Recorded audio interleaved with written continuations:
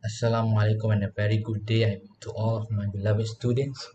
So this week we are going into Unit 3, which is entitled to the rescue. Although the unit might be telling you much about animal rescuing, no, not animal being rescued, but actually animal assisting in search and rescue. But towards the end of the chapter, there will be a TED Talk video, which will be telling you about how robots are being used, how artificial intelligence and those maneuvering machines are being used to help assist human in rescuing in search and rescue missions. Okay, so this is UBI 10402 intensive communication skills. Moving on. All right, so what I want you to do first is think critically. All right, so what does search and rescue mean to you, and in what situations are search and rescue missions necessary, and in what ways do animals help humans? So these kind of questions are uh, need to be answered and be put in your perspective. Oh, sorry, put your perspective into these questions. Okay, there are no rights or wrong answers. All right, and provide your perspective in the WhatsApp or Telegram respective class group. All right, to be viewed by your lecturers. All right, me and Sir Alif. Okay, so what does search and rescue mean to you, and in what situations are search and rescue missions necessary, and in what ways do animals help humans in search and rescue? Okay, this is a very straightforward question. Okay, moving on. All right, there are stories of how animals actually help in rescuing humans, especially in hazardous condition. For example, when we have when we have what we call that landslides, flood, and those things. Usually, you're gonna deploy dogs. All right, these dogs are well trained to help search and also rescue, help search and identify if there are humans or if there are life that needs to be saved, maybe in the remains of buildings and things like that. However, some of the small animals, such as rats themselves, are also involved in not just in rescuing or getting humans out of remains of buildings and things like that, but they can also help us save lives by searching for landmines left during the war. So usually, the landmines are usually found in war-torn countries such as Cambodia, Vietnam, or African countries who are maybe not currently in war, but they still have conflicts over there. All right. So this is a video of a landmine sniffing rats. All right. So let us watch the video together. So these huge rats can sniff out landmines by National Geographic. So these are the ones that we call Gambian giant rats. I think it is about the size of two of our palm. Okay. All right.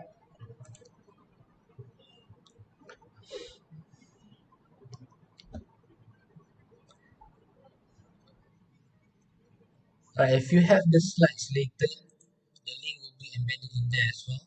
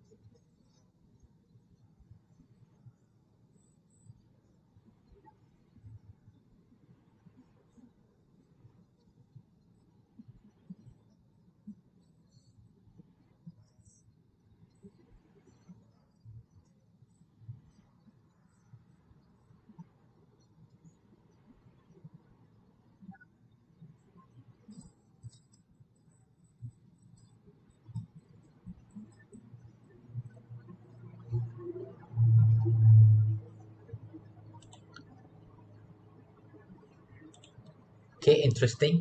So you can see that how actually rats, not just the normal rats that we have in our kitchen and things like that in our houses. Not in mine, maybe in yours, are being used to sniff landmines, especially in Cambodia, war-torn countries. Okay, so as we see, these animals, they need to be trained first, okay, before they are being deployed to the field to search for landmines. So unlike dogs, who are very which are very intelligent animals, rats cannot be trained in a specific way to tell whether um, sit down, go and fetch the bones, go and get balls and things like that. They are only driven by food and also the clicking sound uh, mentioned used by the instructor. So when the rats have already sniffed out the landmines, and then the clicking sound and also the food will attract them back to the instructor, and the rest will be handled um, by the team provided by maybe the military or the police department, okay, to search to go through the landmines and dismantle it. All right, okay, interesting one. All right. So going into the units, actually in each unit we are given teams, all right, like the previous one, and also for this one it is about rescuing animals, okay. But I must emphasize on you that your final exams, your assignments, all right, your TED Talk presentation will only be based on these blue boxes, all right, which will be um, regarded as a listening skills, speaking skills, and also listening, speaking, and also presentation skills. All right, there are also other skills embedded in the books. All right, in our lecture as well, with note taking skills and also pronunciation skills. But these first three, listening, speaking, and also presentation skills, are the one that will be asked in your final assessment. Final exam is final assessment, all right? And also will be required, okay, to be utilized in your first assignment, the TED Talk listening, and also for your TED Talk video assignments. All right, okay. So don't worry, all the notes are given, all the slides are given, everything is already embedded in your eCampus as well. Okay, so after listening to the lecture, you can go through the skills, all right? And bear in mind that the skills are very I'm not going to say subjective, but it depends on how you deploy yourself, how you present yourself, right? Okay, we can say that you must do this and that, you must practice these skills and that skills, but your creativity, all right, in performing or in presenting yourself, all right, your self-esteem, okay, will help you to utilize the skills more effectively, okay. So first and foremost, we have the listening skills, all right. Okay, bear in mind that you don't have to worry about the audio because we have already provided you with the TED Talk video by units. Okay, so the TED Talk video in this unit is actually the actual video provided in the unit in the textbooks as well. Okay, it's the same, just the same video and materials. All right. So fluent listeners listen to and understand what the speaker is saying at the moment, but they also listen ahead. All right, meaning that while listening to a presentation, they will try to estimate, or they will try to predict what kind of what will be the next point, or what will be the next explanation. Okay, because sometimes there are some information which is not that important, so you are looking forward for the next information. All right, when you are presenting about, let's say, about cars, all right, like right now you are presenting about which brand are very hot right now. We're talking about Proton maybe, all right, okay, well, you are talking about X70, all right. The listeners have already know that X70 is already in the market for the past 2 years, but they are very excited to know about X50, all right, and they are looking forward, listen ahead to X50 in your speech, all right. So based on the information they hear, they anticipate what kind of information is probably going to come next, all right. So one way to listen ahead is by asking simple WH questions, all right. Who, what, when, where, and how, okay, how much or how many, and why, all right. All right, so the reading and listening part will be in the videos, okay, the TED Talk videos given, all right. When you hear today, we're going to talk about animal heroes, that is animals that help save human lives.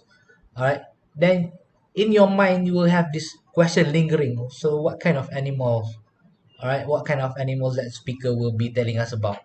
Okay, although the speakers are not actually going into that point yet, but you have some anticipation in your mind. So the speaker's next sentence give one answer. Let's start with man's best friend, the dog. All right, the dog. And then you might think, what about cats? What about horses? What about landmine sniffing rats and things like that? All right. So listening ahead will help you to catch up. All right, with the presentation. Okay, if you tend to listen bits by bits, all right, focusing just one point to another point, then you will have issues in comprehending the previous points and also catching up with the next point. So please bear in mind, some points given are not that important, all right, just for making the presentation interesting and things like that, but the upcoming points might be important, so please try to anticipate what the speakers will be telling you about. Okay, all right. The next one is giving reasons. All right, so when explaining ideas, it is important to tell not only what happened, okay, what happened right now or happened in the past, but also why it happened. All right, there are many words and phrases that you can use to give reasons. Okay, so here are some of the common one. Okay, when you say because, all right, and also plus the clause here means you put in the reasons. All right, because what, ravens would make good rescue animals. Okay, you give your points. Okay, what actually happened? All right, it happened out that ravens would make a good rescue animal because they are intelligent and trainable. All right, or you can put due to, okay, plus the noun or the reason, due to their sense of smell. Okay, sense of smell, dogs are able to find people buried under snow. All right, you provide reason first and then you tell us what actually that you want to tell about. Okay, or your explanation.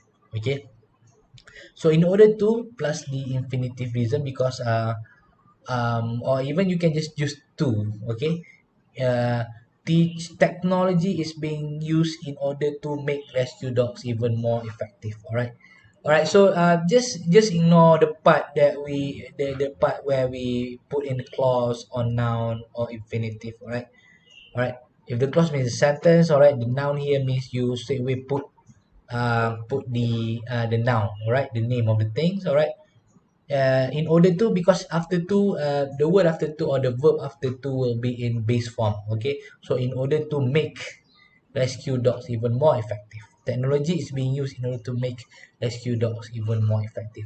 So these wordings are actually used to indicate reasons. Okay, so it is better for you when you explain something, provide reasons of why it is happening. All right, or why it happened like that. All right, let me read to you an excerpt from the textbook. Monks from the Saint Bernard Hospice and Monastery, located in the 49-mile Saint Bernard Pass between Switzerland and Italy, kept the breed of dog with an excellent sense of direction. All right, these dogs were very helpful due to the heavy snowstorms that we were common in the area. So by using due to and also provide the reasoning or the explanation, all right, you know that they are keeping the dog for the purpose of rescuing in snow towns. All right, because the condition over there is very challenging, and actually because dogs, they have a better sense of smell compared to other animals and also humans. So they are best to be deployed to search for those who are trapped in snow, or landslides or in flood and things like that. Okay, all right. In presentation skills, okay, one of the most important part is using your body language effectively. All right, so by using body language effectively, you will utilize your eye contact and also gestures. Okay, body gestures, facial gestures. All right, because it is very important when presenting. Eye contact helps you hold people attention. All right, if I'm presenting to you and I'm looking everywhere without concentrating to you, all right, it is very disturbing, actually, as if I am a psychotic person, not having I'm having like what you call that, attention disorder, things like that. All right, so carefully selected gestures support your verbal or spoken message. All right, So watch the excerpt from the TED Talk and notice how the speaker. Okay, this one is you can watch this one in the TED Talk video later. All right, that is embedded in your eCampus. Okay. So uses eye contact to connect with the audience and appear confident. Okay, and also use gestures to emphasize and illustrate her verbal message. Alright, but only use gesture with a clear purpose. Alright, you please do not present and all the way your hands are like this. Okay, um, put your gestures into what you call that normal use. Okay, so if you wanna present to the public and maybe for example if you indicate all of you, you can use all of you. Or if you indicate that something in mind, you can say something in mind, things like that. Just don't put the gestures all the way around in your presentation without any purposes. Okay, all right. Oh, sorry, let me put this over here. Okay, syllable stress. All right.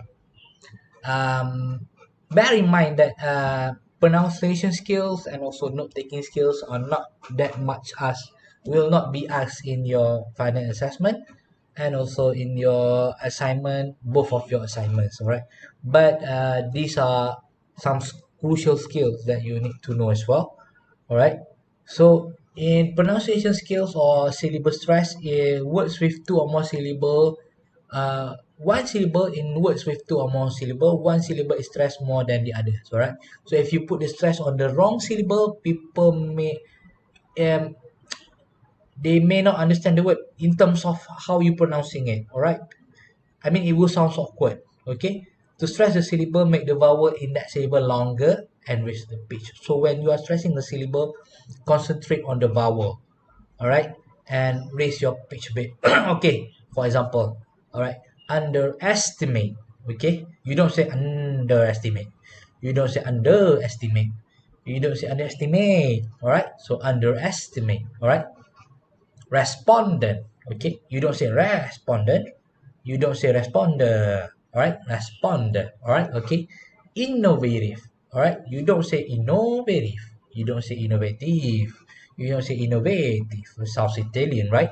Okay. So these are actually embedded rules in wording, all right? In wording. So the best way to check whether you pronounce it right or wrong, you can just go into online dictionaries, all right? And they have the speaker's icon where you can listen to the syllable stress and also how they pronounce the words, right? All right, again, underestimate, okay, respond, innovative, okay, very simple one, all right? So in note-taking skills, all right, this is where you only include essential details, all right? These are very simple, all right? You are all students, you have been taking notes all your life, okay? So do not try to write down every detail that you hear, okay? Every single words that I'm saying, are you writing them down? No, of course not, all right? Okay, you will not have enough time, all right? So instead, you just write only the details that seem essential, important details, all right? That will help you understand and remember the speaker's main points, okay? So some of the examples that the types of information that you might want to include in your notes, um, but then bear in mind that these are just suggestions, okay? It might be different throughout talks, throughout presentation, throughout courses, all right? So what is essential will vary depending on the topic and also your previous knowledge about the topic, all right? So you might want to include number and statistics, okay? Definition, of course, okay, of key vocab. If you are not familiar with that word, all right, you don't put definition of you don't put definition of a car, you don't put definition of motorcycles because you already know what they are, right? Okay, so one example of something you might find difficult to understand, all right? The reason for something, of course, all right? Explanation of how things work and the steps in a process. So these are some of the suggestions of important details that you need to jot down, okay?